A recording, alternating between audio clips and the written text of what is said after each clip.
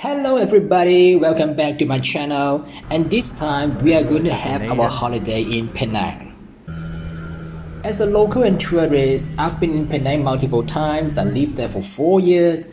Some places are worth to visit multiple times and some are just average and nothing ordinary. This video is mainly based on my trip to Penang last month, and I aim to provide you with the latest update so you can decide where to go and what to visit in Penang, especially if you only have a few days to spare. The order of the places in these videos are of no particular order, but I might have intentionally put those I like at the beginning. There are so many places you can visit at this UNESCO World Heritage Site, and the decision is yours. Okay, let's start with my favorite Kek Lok Si Temple. Kek Lok Si Temple is an undeniable landmark of Penang and you must visit no matter how busy you are. It's a huge Buddhist temple that you should allocate half a day to visit. There are a few unique attractions at this temple, and the most notable one is of course the pagoda, which has 8 levels, and for a small fee you can go up to the top level and enjoy that incredible panoramic view of Georgetown.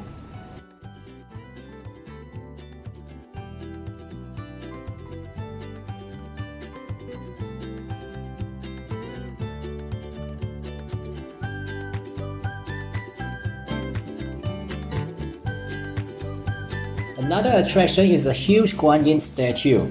The bronze statue is a magnificent architecture as it is over 30 meters tall.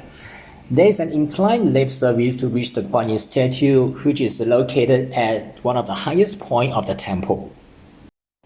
We have made a separate video specially for Kek Lok Si Temple, and I'm going to leave the link in the description below the video.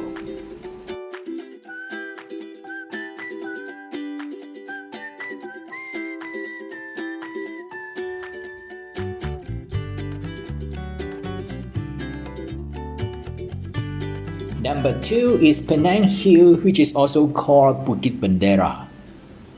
To fully explore Penang Hill, you have to spend at least half a day there. And most tourists use the funicular train, which has been in operation since 1923. And to reach the top, you can also hike up of course, but it's gonna take a few hours. Despite not being very high, Penang Hill has a unique vibe due to its colonial era architecture. And of course, there are also an old Hindu temples and a mosque on the hill, and the area is pedestrian friendly and is free of cost.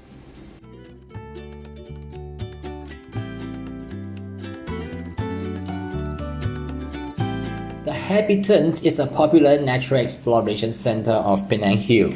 It has a raised pathway and trails through the dense forest, allowing you to observe various plants and animal species at your leisure.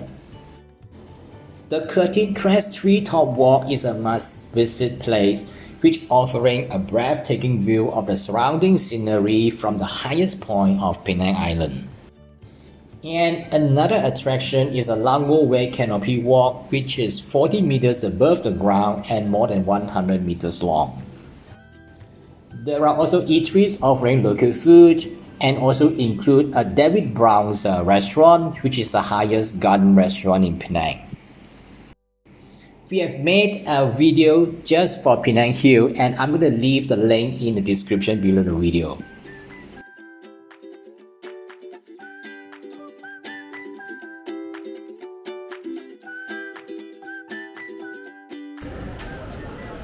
Number 3, Karpal Singh Drive. The promenade is named after the late Karpal Singh, who is a prominent Malaysian politician. It is more than 800 meters long and with a pedestrian walkway on one side and commercial shops lot at the other side of the road. You can enjoy the beautiful view of Penang Bridge and the harbour from here, and it is a popular spot for leisure stroll in the evening and gathering among the locals.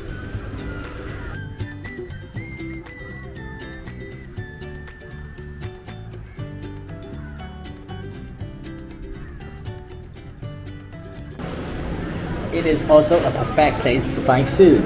as there is a large food court called Fisherman Wharf at the end of Gurney Drive.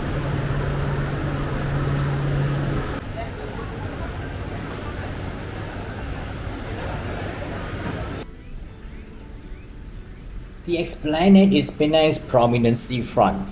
Fort Cornwallis is also located there. In addition to the fort, there are several historical buildings are located there, which includes the City Hall, the Cenotaph, and the Clock Tower.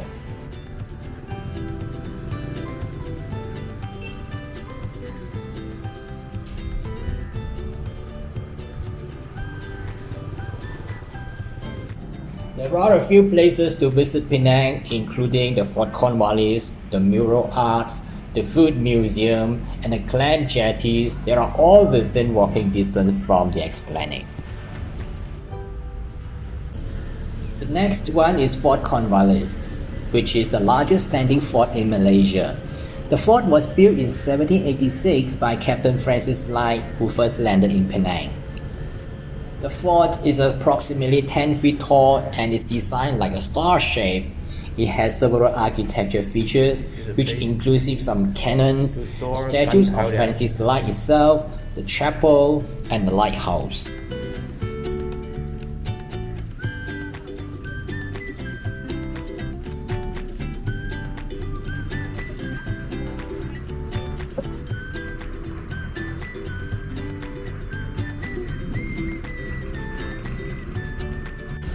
If you walk from Fort Cornwallis for about 10 minutes, you will reach a place full of mural arts.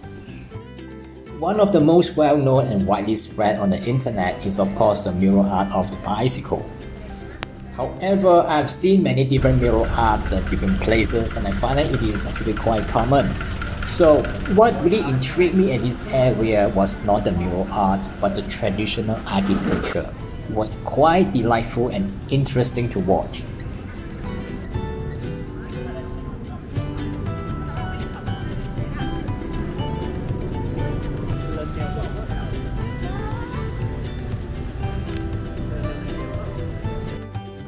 If you walk from the streets with mural art towards the sea, you will reach the Chill Jetty. The jetty is unique because traditional wooden houses are built on stilts above the water. Some Chinese families still live there, and several Chinese temples and a community hall are also located here.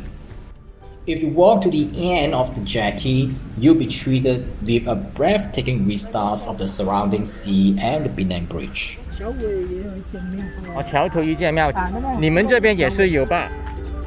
我们这里啊，这条没有啊，因为我们没有人住啊。哦，你 Number 8 on the list is Penang Wonderfood Museum, and this is my favorite.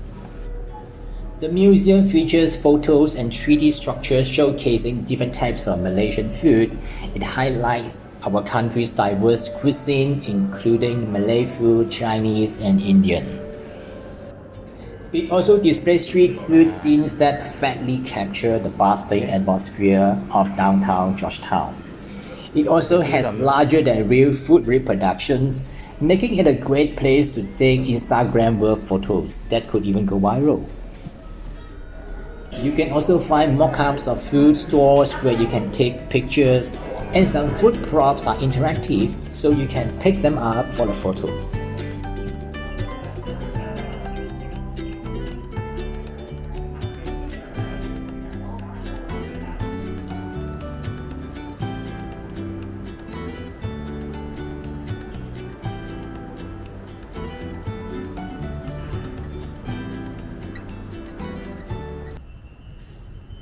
The next one is Wat Chayamangkalaram, which is the Reclining Buddha Temple. There is a large courtyard with two giant dragons on the left and right.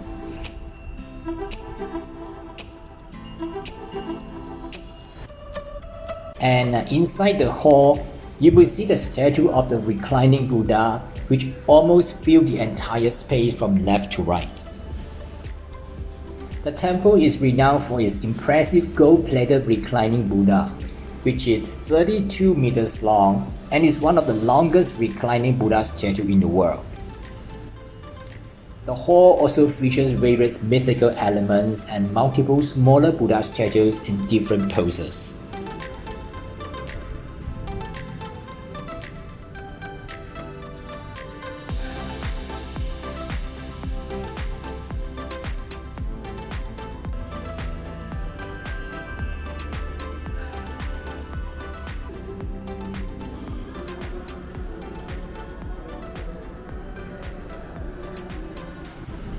One of the oldest buildings in Georgetown is the St. George Anglican Church. The church is located in Georgetown and is one of the heritage buildings. It was back in 19th century and is recognized as one of the oldest Anglican churches in Southeast Asia. Today, it's still functional and serves as a place for worship. Number 11. Aceh Mosque. Aceh Mosque is a historical 19th century mosque and is one of the oldest mosques in Penang. Its Arab-style minarets and Achenese roofs set it apart and making it unique compared to predominantly Indian Muslim-built mosques nearby.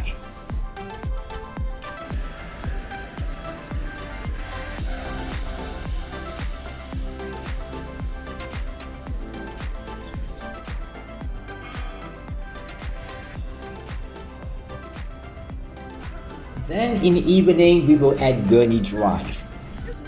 Gurney Drive used to be my favorite place in Penang, but recent continuous development has made it less appealing. First, they have added a large piece of reclaimed land which is now a recreational park. It also includes two promenades, the upper and the lower promenade. The lower promenade is near to the sea edge, where the upper promenade is higher and is closer to the main road.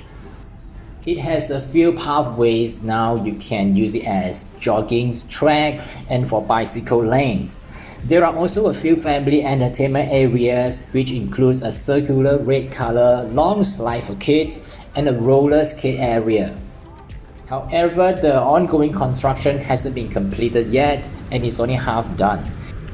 So we walk to the other side of Gurney Drive to the older hawker store to get some local food. You can refer to our articles about food in Penang, which will provide more in-depth details of what to eat there, and I'm going to leave the link in the description below the video. Number 13 is Penang Floating Mosque. The Floating Mosque of Penang is one of the most important mosques in Penang Island. The mosque is in Tanjung Bunga and it started as a small mosque dated back to the 19th centuries, but a new mosque was then constructed in the early 2000s due to the growing Muslim population. The new mosque features a blend of Middle Eastern and local architecture styles with prominent minarets as high as 7-story building. It is built on stilts over the sea, giving the appearance of floating during high tide.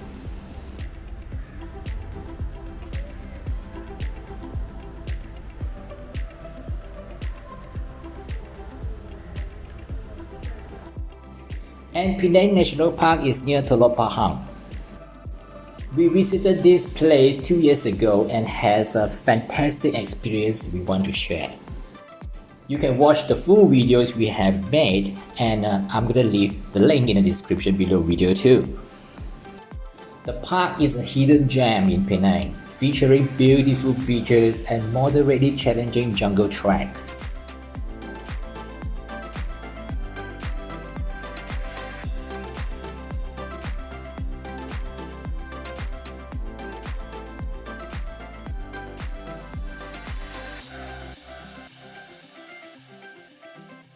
The highlight of our hike were reaching Karachut Beach, home to a total conservation center and a unique meromictic lake where the seawater and freshwater meet. At Pantai Karachut or Turtle Beach, there's no internet or phone signal. Our guide has arranged a boatman to wait for us at the beach, sparing us from the long trek back through the jungle.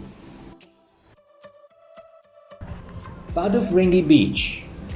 After visiting the floating mosque and Tanjung Bunga, we drove past through Batu Ferringhi Beach, and there wasn't many people during our visit, probably because it was late. And the beach is a popular tourist place for the locals too, with many hotels are there. If you come to Penang and stay at one of the beach resorts, you will love the beaches, especially during sunset.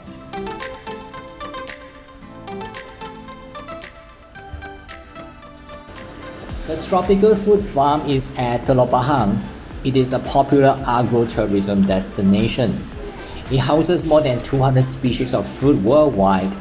We stopped by to purchase some fruit juice, but we did not take the guided tour. If you have time, you can join a guided tour to see the fruit trees and sample different types of fruits.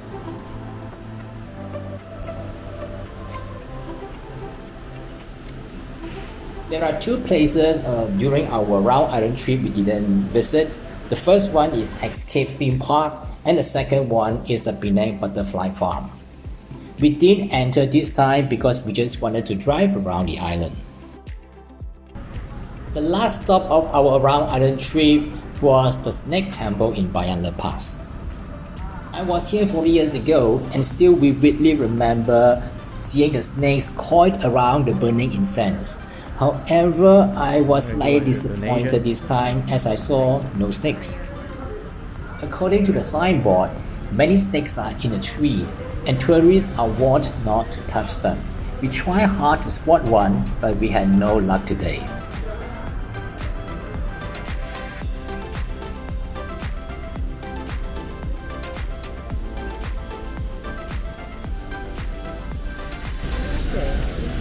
Do you see the snakes? I didn't see any. Okay, there are a few more places to mention before I conclude this list of places to visit in Penang. The first one is Jangfi Mansion. It is also called Blue Mansion and is located at the center of the town. It has been around for more than 100 years and has now been converted from a tycoon's mansion to a high-class hotel. You can stay a night there as we did, or choose to pay an entrance fee, which includes a guided tour. Entering the mansion felt like stepping into a traditional old Chinese mansion. We walked past the main hall and then the courtyard, feeling as if we have been transported back to the early 19th century. There's also a museum showcasing photos from when the mansion was the gathering place for the society elites.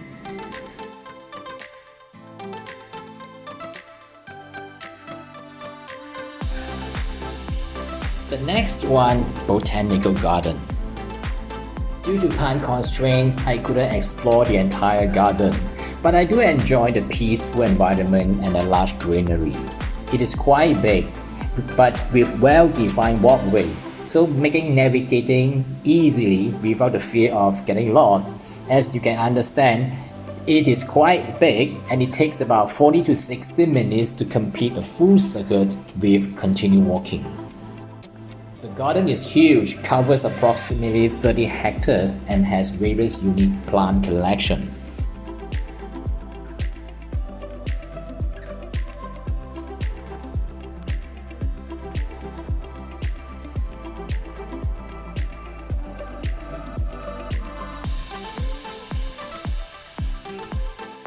Lastly, you should definitely try the street food in Penang as it is world famous. You cannot just go to one destination and you have to visit many places to try different kinds of food. And I highly recommend checking out our article specifically on Penang food, and I'm going to leave the link in the description. That's the complete list of the places that we visit during our trip to Penang.